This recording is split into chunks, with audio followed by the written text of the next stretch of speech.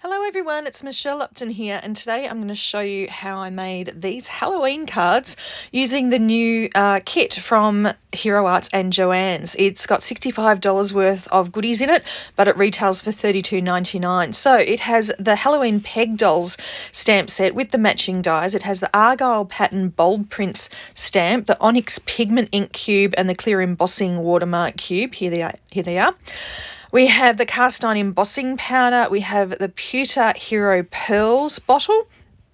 We have some neutral enamel dots, and we also have some cardstock. So we have the colours iris, kiwi, orange and black, and I'm going to be using almost all of these today. I actually ended up not using the black cardstock, even though I cut this tag using the nesting infinity dies, tag dies from Hero Arts. I actually cut them from all four colours because I thought I might use them, but ended up not using the black. Anyway, so I'm cutting these using my little Hero Arts compact cutter. And then I'm moving on to these cute little images. So I'm going to stamp these. I'm actually not using the black ink in the kit for this stamping. I'm using the intensified black ink because the intensified black ink is Copic safe. And I intend to colour these with some Copic markers. So I'm using the little Halloween Peg Dolls with the frame cuts here to cut them out. And make sure you line them up and stick them down with a little bit of maybe washi tape or masking tape, and then I'm going to go on with the colouring.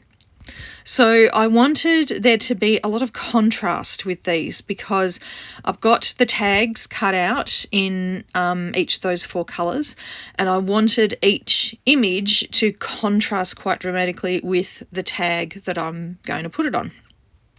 Now this little witch, I decided to colour her a little bit like a very well-known witch because, I mean, it's Halloween, and, I mean, what self-respecting witch wouldn't want to have a green face on Halloween? So I also used some kind of like a lime green colour on her hat band and underneath her hat and on her collar. But I wanted her outfit to be purple. So I'm trying to get all of the colours in the kit onto each of the cards, and whether that's on the actual tag or the image or a combination of those, that's what I was going for.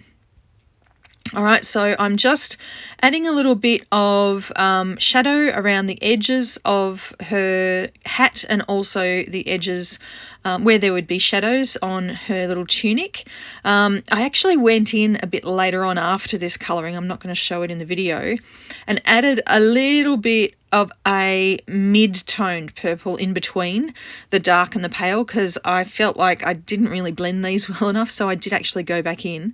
But I'm making sure I colour her hands here. And now, to give some super duper contrast, I decided to give her red hair. Again, to go with the colours of the cardstock in the kit. Not very complicated Copic blending here, just, I mean, some of the areas, as you can see there at the bottom, I didn't really do any blending at all. And most of the other places I just used two colours. All right, so I wanted to use this background stamp, and I wanted to use it in a couple of different ways. So I have the three coloured tags and this background stamp, and now I'm just sort of figuring out which coloured image I want to put onto which tag. But I'm using, in this one, I'm using the embossing and watermark ink, just making sure I've got good coverage there. It's easy to see if you sort of hold your stamp up to see where it's shining in the light. And then I'm just pressing down on my Misty Door to make sure I've got good coverage. Now you can see that even though I used a clear ink, it's given me a nice watermark image, and that's what I was going for on this one. Now on the other tags I did a different technique, so you'll have to actually go and see the video that is up on the Hero Arts YouTube channel today to see what I did on the other cards. Now I'm just using the little offcuts from when I cut out these tags to cut out a few little strips. And at this stage, I wasn't quite sure exactly how many of these strips I was going to be using, and whether I would be using thick bands or thin bands, but I wanted to add just a little bit of extra colour on the bottom of each of the tags. Again, because I'm going for a bit of all the colours on each of the cards.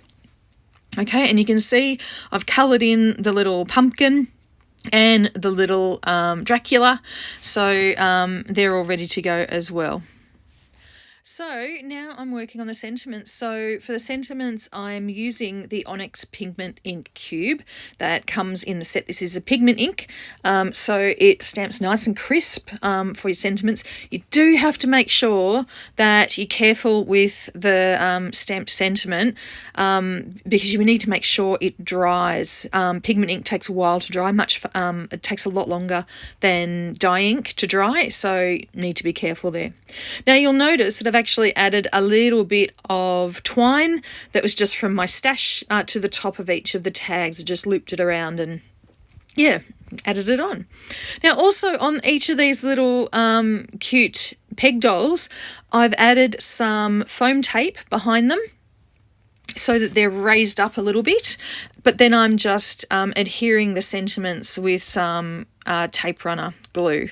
Now, to add some final touches, I added some of these neutrals enamel dots.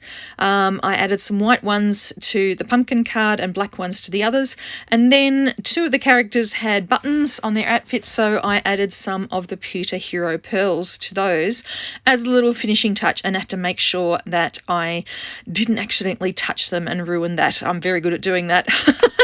All right, so I hope you enjoyed seeing how I made these cute little Halloween cards. The kits are available at joann.com, so get onto it, and I'll see you again next time. Bye.